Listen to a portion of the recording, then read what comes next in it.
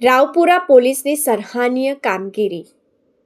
રાવપુરાના રાજાની આગમન યાત્રામાં મારામારી કરનાર 6 આરોપી ઝડપાયા। વડોદરા શહેરમાં તાજેતરમાં 8 અને 9 ઓગસ્ટના રોજ યોજાયેલી રાવપુરાના રાજા ગણપતિની આગમન યાત્રા દરમિયાન મારામારીની ઘટના સામે આવી હતી।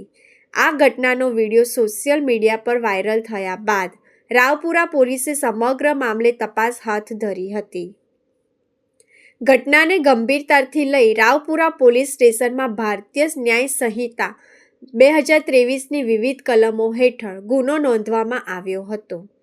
પોલીસ દ્વારા વાયરલ થયેલા વિડીયોના આધારે આરોપીઓની ઓળખ માટે ટેકનિકલ સર્વેલન્સ તેમજ હ્યુમન સોર્સનો ઉપયોગ કરવામાં આવ્યો હતો।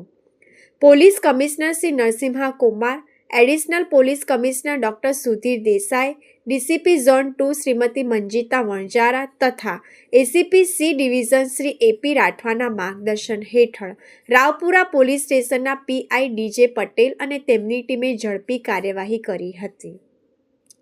તપાસ દરમિયાન મારામારીની ઘટનામાં સંડોવાયેલા 6 આરોપીઓની ઓળખ કરી તેમની ધરપકડ કરવામાં આવી છે। પોલીસે હર્ષ ઉર્ફે રોશન કહાર, વિશાલ માળી, જયદીપ પટેલ, અશ્વિન ઉર્ફે યશ કહાર, ધ્રુવ વસાવા અને મેહુલ કહારને ઝડપી પાડી તેમની સામે કાયદેસરની કાર્યવાહી હાથ ધરી છે। વાયરલ વિડીયોના આધારે આરોપીઓ સુધી પહોંચીને ગણતરીના સમયમાં કાર્યવાહી કરવામાં આવતા રાવપુરા પોલીસની કામગીરીની સરાહના થઈ રહી છે। મારું નામ ધ્રુવ છે। 8 ઓગસ્ટના દિવસે ગણપતિ યાત્રામાં હું આવ્યો હતો।